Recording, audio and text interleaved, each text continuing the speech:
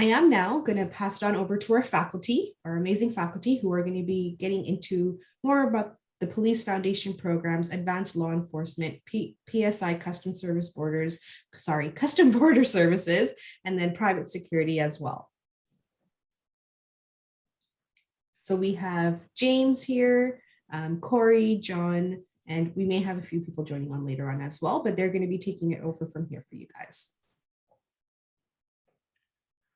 Okay, good morning, everyone. My name is Jim Norrie. I'm the coordinator of the Police Foundations program. So I will speak about the Police Foundations program first, and then I will pass it along to John Bauer, who will talk about PSI and CBSA. And then we have our lab simulation expert, Corey Gaffey, that will speak to you and show you a video as well.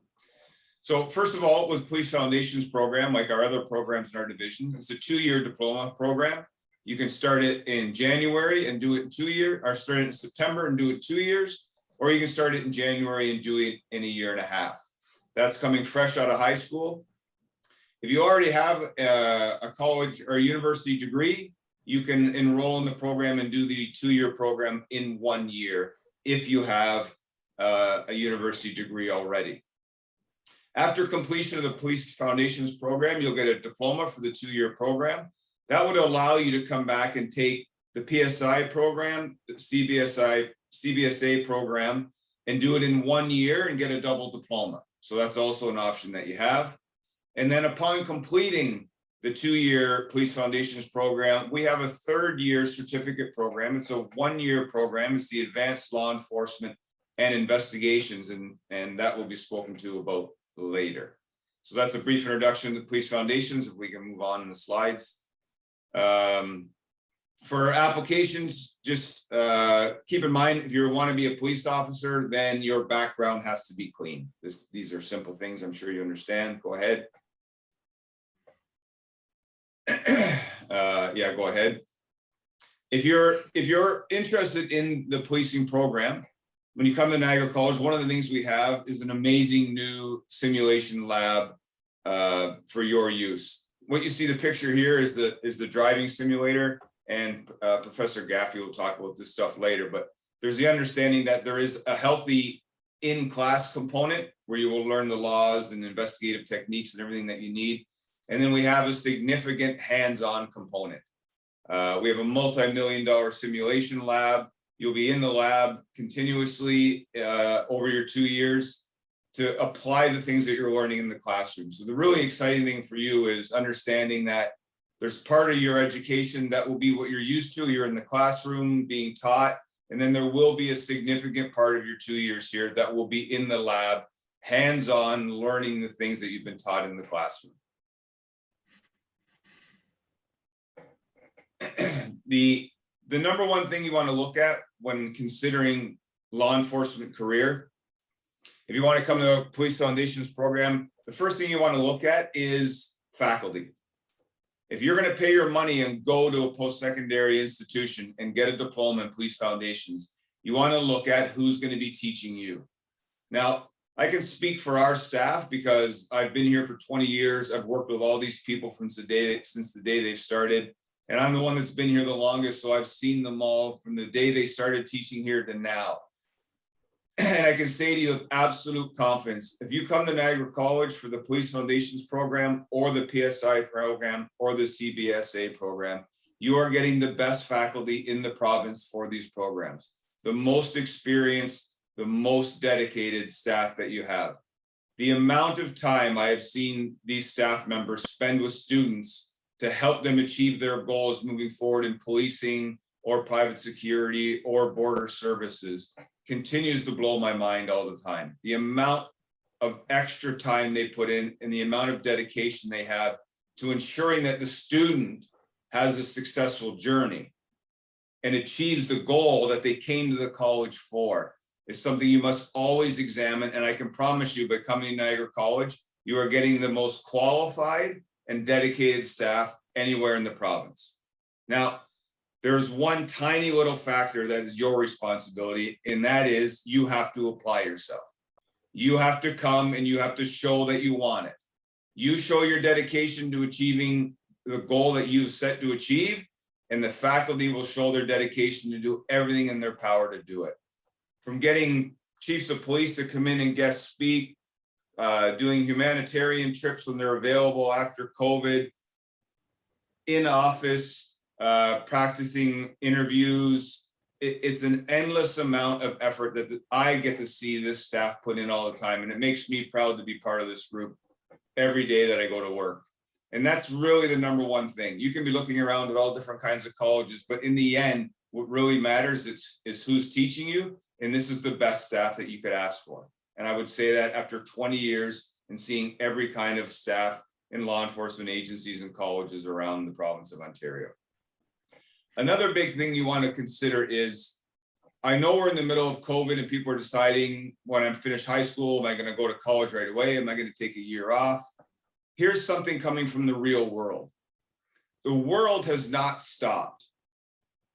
Just because COVID is out there, police departments are still running full-time.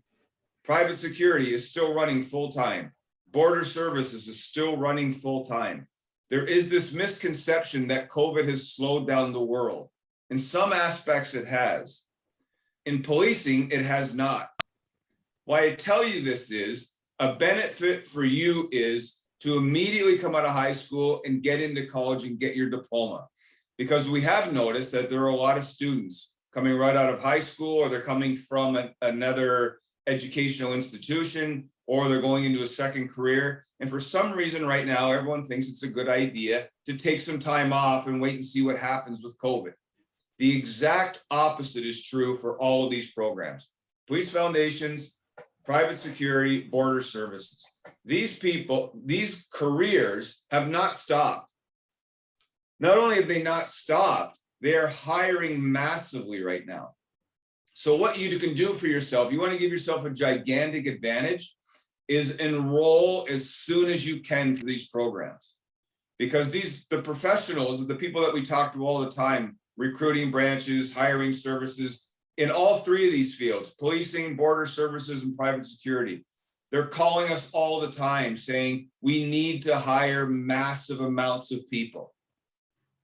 They were already hiring a lot because of the retirees. COVID hit, more people retired. They've got massive amounts of hiring they need to do. And the sooner you get into college and the sooner you get your diploma, you're going to be ahead of everyone who's waiting. For as much as COVID has disrupted our lives, now that you are finishing high school and going into post-secondary education, there is no reason to delay, especially in these three fields. Everybody is hiring massively. And for all these people leaving high school that want to wait a year, go ahead and let them wait, because they're going to be behind you by a year or 2 years or a semester. You want to enroll and you want to get going right away. So you're one of the first graduating classes when all this COVID stuff is done, and then everyone decides that they want to go back to schools. Now is the time for you. Beyond that, if you're looking for a career in policing, COVID has been a really good opportunity for you to examine, do you really want a job where you can help people? Do you want a job? Are you the type of person that wants to help people and you want to contribute positively to society? Do you want to be one of the people that makes a change in society for the good? Do you want to be one of those people that comes across people in need and actually helps them? Doesn't read about them, doesn't watch a video about them, doesn't talk about them, actually does it? Do you want to contribute positively to society? Do you want to actually help people? Is this part of who you are? And if it is, policing is the job for you. We've got the best faculty in the province. We've got amazing simulation labs. If you're ready, we're ready. Apply. See you in September.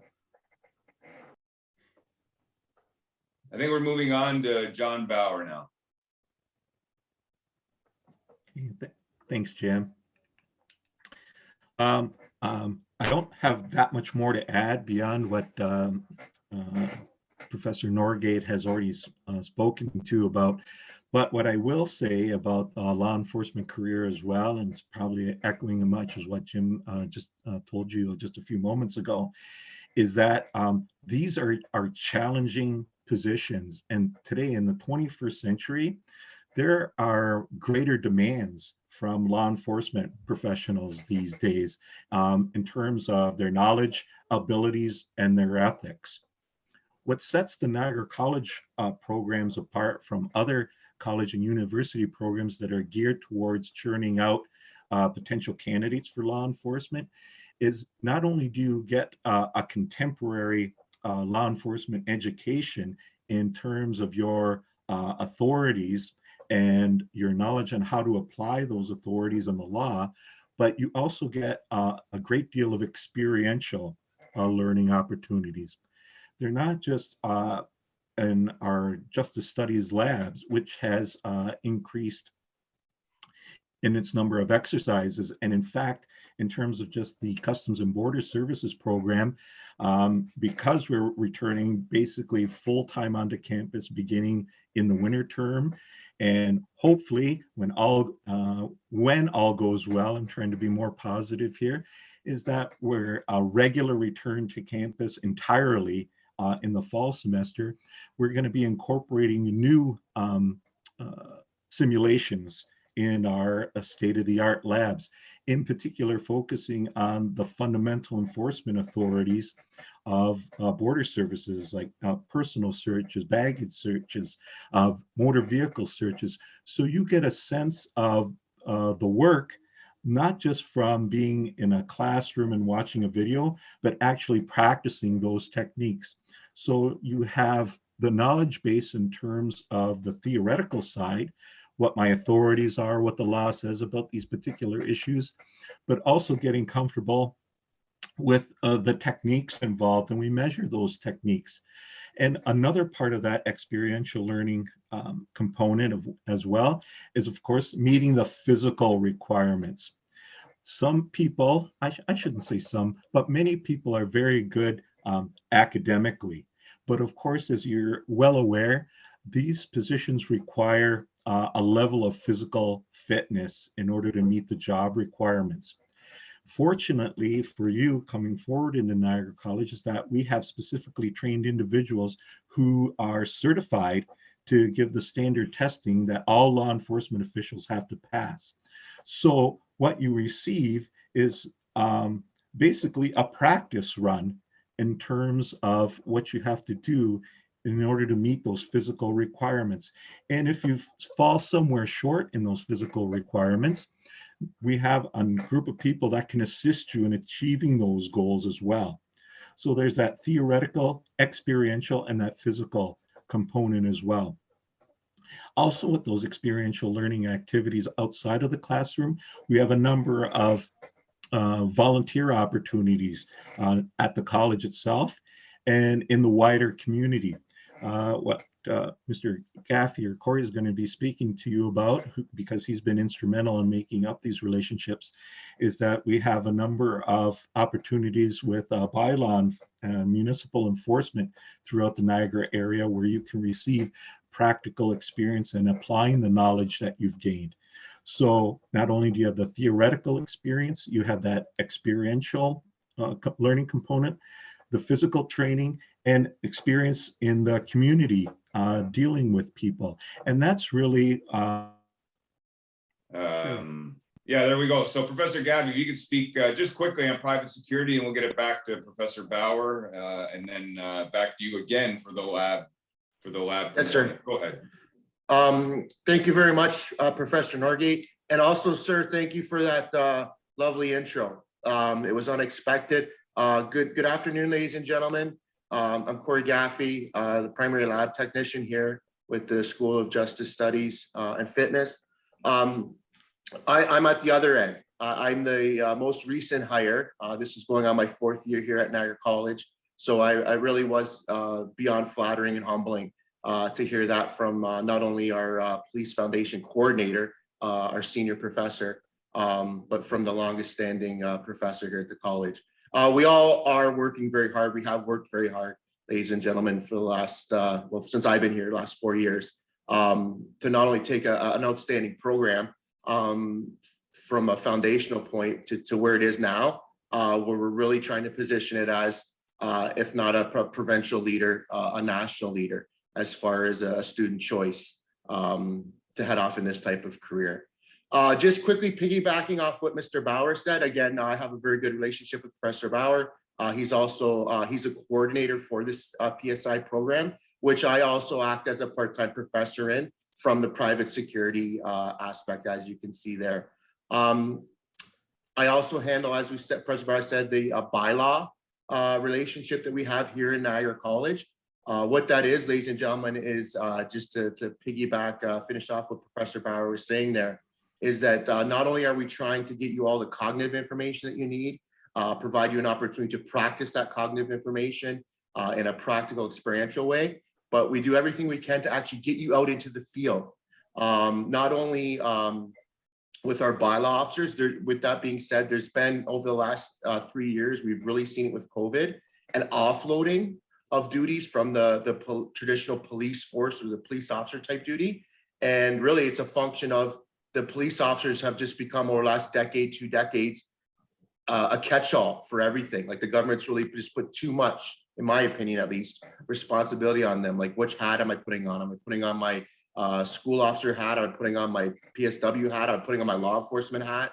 And what they've done is they look to security type roles, advanced security type roles, bylaw officer positions, community housing, transit authorities, and they've expanded that role even with some granting them peace officer status, which by that designation from our provincial and federal governments now opens up the field for further authoritative legislation, authoritative ability. With that comes the need from our government to ensure that those individuals are properly trained. So we're seeing traditional police activities, traditional police roles being offloaded to these other private security type careers. And with that, we're seeing a general expanding of knowledge that's needed within that. And that's why you're going to see a video in a moment that speaks to the experiential learning piece, really shows off our the labs, the 5 labs that we have here in the Justice Studies Department. And as Mr. Bauer spoke, Professor Bauer spoke, September, we're looking to introduce it to now the 2nd year customs, CBSA custom stream. And we foresee that in the next year or 2, this will be added to the 2nd year of the security stream, right? Where really it's most needed, because within each of these, the 3 other streams, the police foundation stream, the correction stream, the CBSA stream, the graduate's gonna go on to further learnings, right? Whether they go to OPC, whether they go to depot, whether they go off to correction school, and they're gonna be reinforced, these learnings that they've been taught here, specifically use of force, arrest authorities, things of that nature. The private security student, unless it's offered by the employer, is not, right? So we're really looking to say, okay, we recognize that this is a need growing in the industry. We want to provide it here at source, right? So especially for the individuals who may not see this type of information going forward, they're going to go right into a career, such as you would with a drafting degree, a hairstylist degree, whatever. You're going to go right into the employment place. So we're recognizing that within the program, identifying the needs of the industry, and as Professor Bauer said, reinforcing what Mr. Norgate said, Professor Norgate, contemporary. We're trying to be leading edge, leading focus, to be a top-notch educational choice for individuals looking to enter into the law and security industry. Thanks, Professor Gaffney. That was great. Tharshia, if you can get us ready on the border services slides, and then I'll put it over to Professor Bauer. Looks like his internet is up and running again. So Professor Bauer, to speak about customs and border services. Go ahead there, John. Thank you. Hopefully this is all working perfectly. I apologize for that. From my computer here, everything was working perfectly, but I'll keep it short. I think based on everything that I said before, things were cut out, and what Professor Norgate and what Mr. Gaffney said, we can say the exact same thing for border services. It's an organization that even now continues to hire. There's a great deal of attrition going on. Plus, there's expansion of that law enforcement field, as are with parapolice. So non-sworn police officers, where there's a greater interest in that area as well, like bylaw municipal law enforcement and other areas like transit police and things of that nature. So those are career paths that sometimes students don't think about as well. And there's a number of other federal government agencies that hire their own investigators. They may not be police per se, but they have different legal authorities. All the skills that we teach you and all the experiential learning and opportunities in the field are transferable to all those other opportunities as well. So we should bear that in mind, and it's something that's reinforced in our programs as well. So with that, again, when I'm looking at the program highlights here, you should bear these in mind. There is unprecedented job growth, and the skills of the police officer, the para-police or private security individual, and the border services officer really are share common skills. So that's why your first year will be a common knowledge base. And then in your second year, that's when we address the authorities specific to the industry that you're looking at. But it doesn't mean that you can't cross over and look at other opportunities in those other areas if you do change your mind. Good day, ladies and gentlemen. My name is Corey Gaffey, and I'm the lab technician here at the School of Justice and Fitness Studies at Niagara College. Today, I'll be taking you through a virtual tour of the labs that we have here at Niagara College that assist you in your learning journey. The labs here within the School of Justice and Fitness Studies at Niagara College, we provide an experiential learning environment. What that means is we want to take the theoretical cognitive knowledge that the student will learn in the lecture hall and bring that information here to the labs under experiential learning environment where the student can play out, rehearse the information that they learned within the lecture hall here in a controlled environment as close to the real situation that they'll experience when they go off into their career in law enforcement, border services, correction, or private security. We'll start our tour here in the simulation lab. Within the simulation lab, we take real life scenarios that happen within a policing environment, a private security environment, a CBSA environment, or a corrections environment, depending on what stream of program the learner is taking, and we play out a similar scenario in regards to real life type environments. The large monitor that you see over my right shoulder here comes down when activated and provides the learner with a virtual reality experience, wherein we can, from a virtual reality standpoint, play out a real life scenario, giving the learner accessibility to intermediate and lethal force weapons that are mock tools. When you arrive here at the simulation lab in the School of Justice and Fitness Studies, each student will be equipped and outfitted with the equipment that they will find when doing their particular job when they head off from graduation to their workplace assignment. Namely the intermediate weapons, whether it be ASCLOPS wasp baton, OC spray, mechanical restraints, aka handcuffs, moving up the ladder to lethal force weapons such as conductive energy weapons, tasers, and or the firearm. Within the simulation lab, we also have breakout rooms where we can conduct scenario-based interviews, whether it be a victim statement, a witness statement, or whether we're mocking interviewing a potential suspect. Within our community justice stream of study, aka our corrections learning, in the simulation lab, we have an actual mock prison, right? Where the learner can be introduced to the prison-like environment, take the learnings that they've applied or that they've been introduced to in the lecture hall in regards to searching a cell, entering a cell, exiting a cell, searching a prisoner, what are the use of force legislations that are available to that type of occupation, and how the policies and procedures are conducted within a prison-like environment.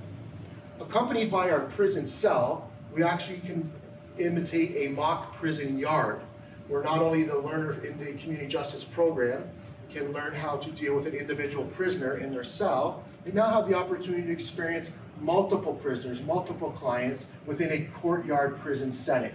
Again, experiencing that type of situation that they will definitely deal with when they go off into their career, but in a safe, controlled environment here at Niagara College. Here at the School of Justice and Fitness Studies Simulation Lab, we have the opportunity not only to create federal scenario situations dealing with criminal code legislation, but also situations that fall under our Provincial Offences Act. One good example is our Liquor License Act.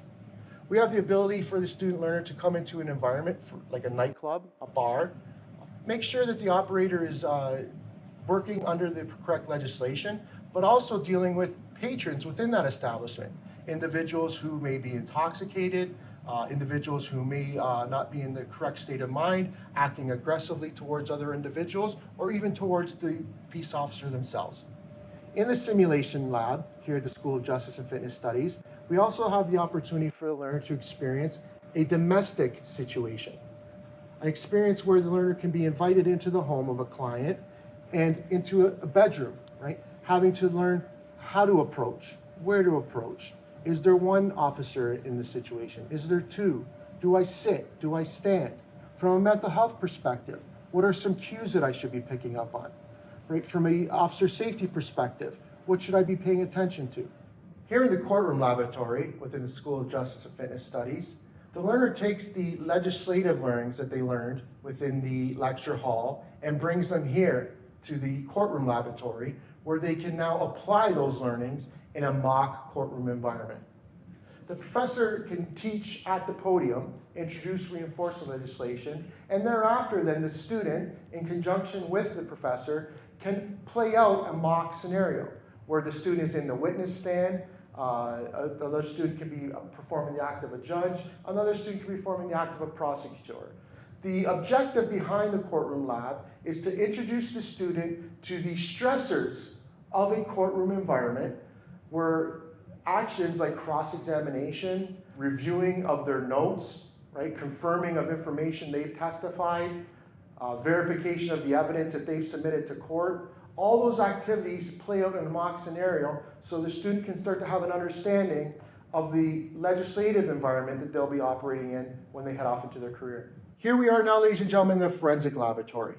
Within this laboratory, the advanced level student is introduced to the identification, the replication, and the introduction of evidence into our legal system.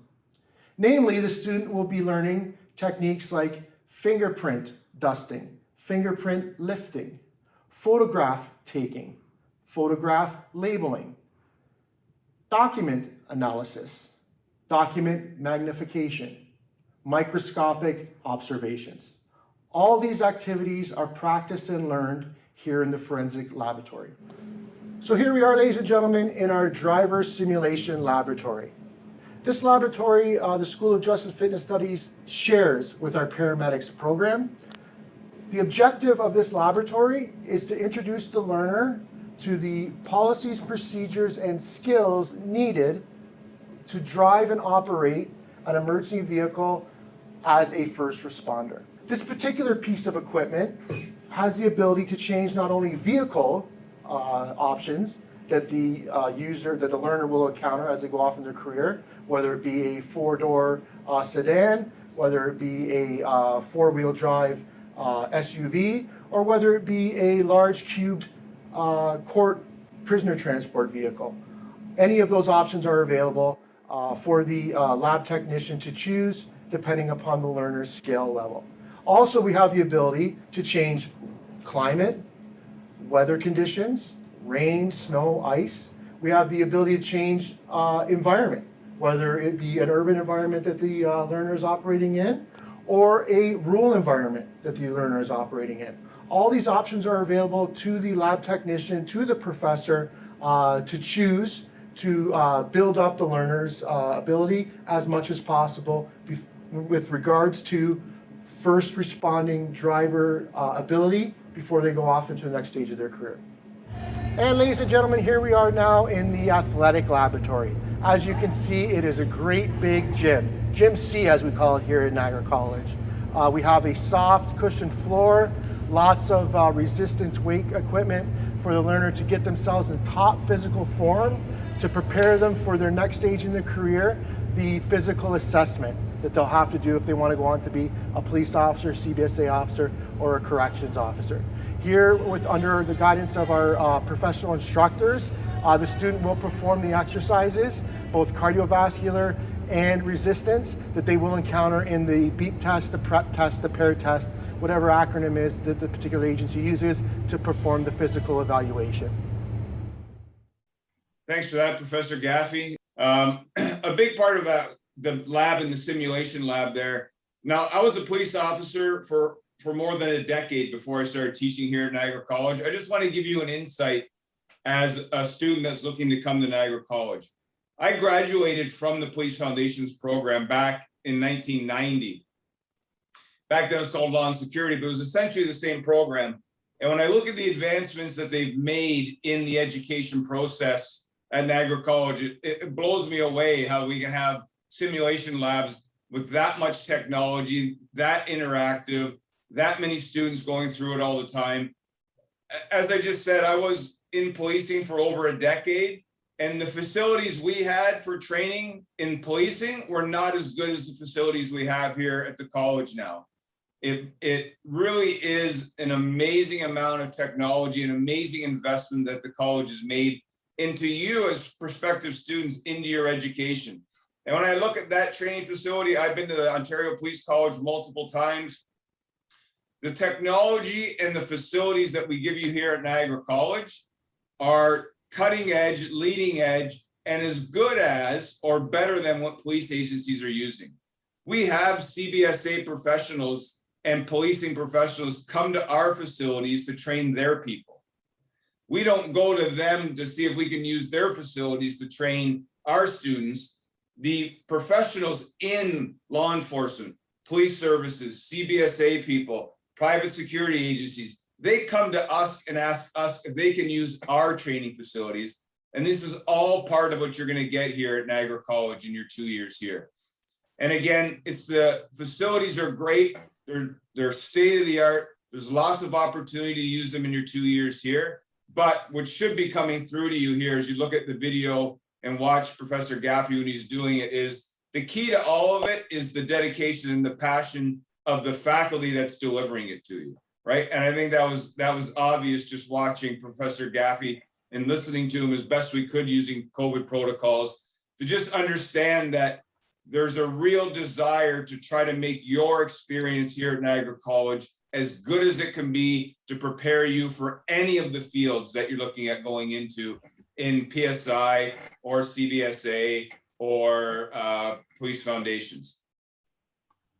The placement opportunities for those students are the exact same as for the police foundations and the private security individuals.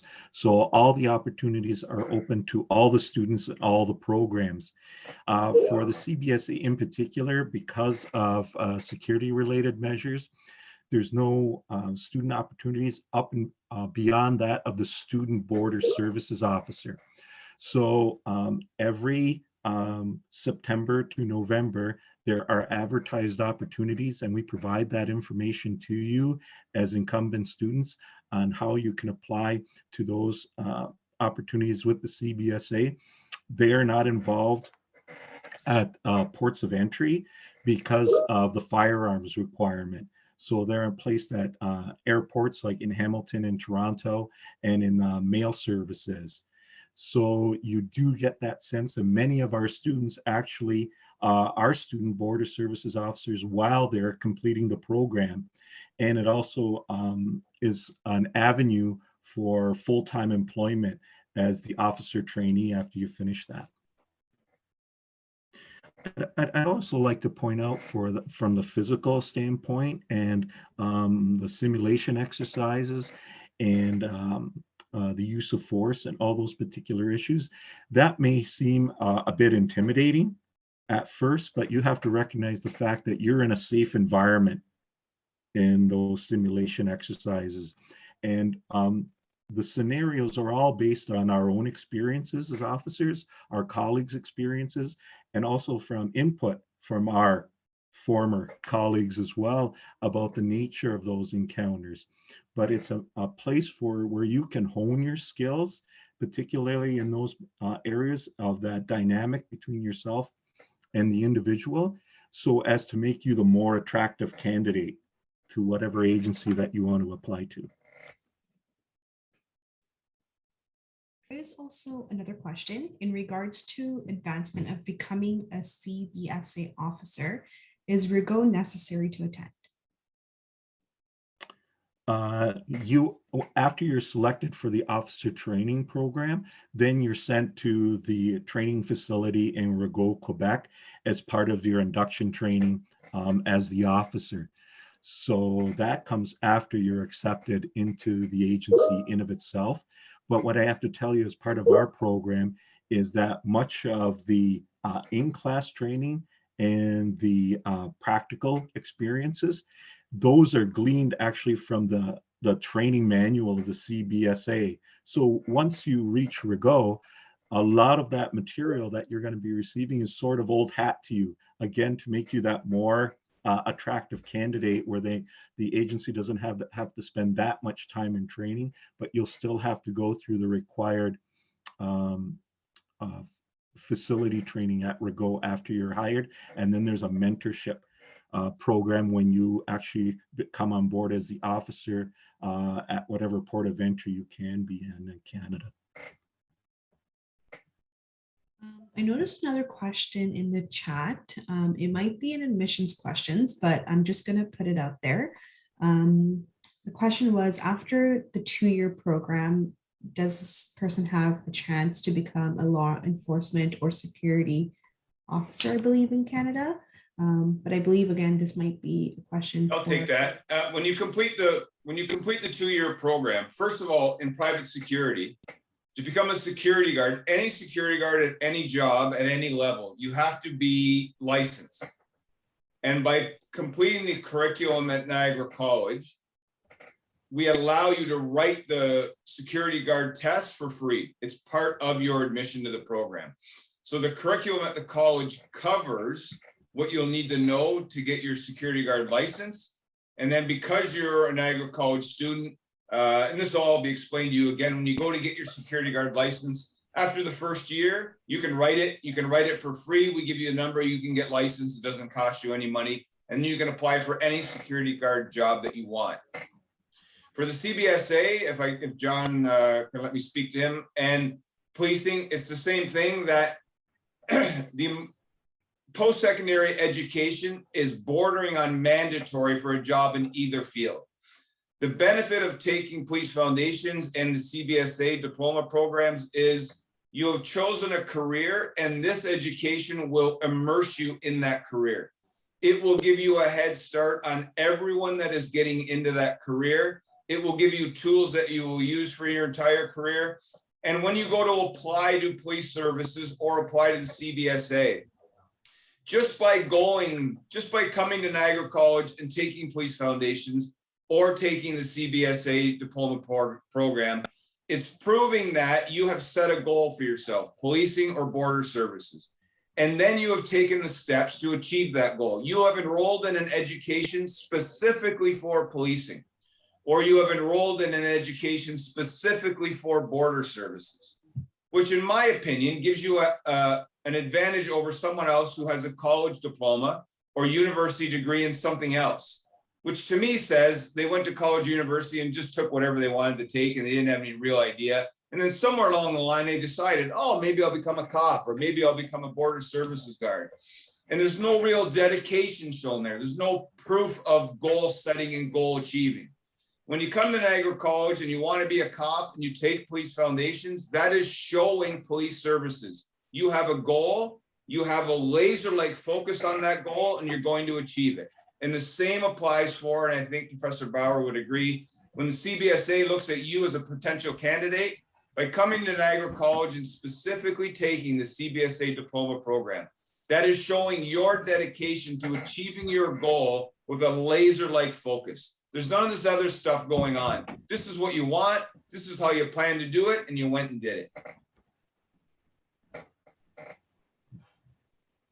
That's all I got.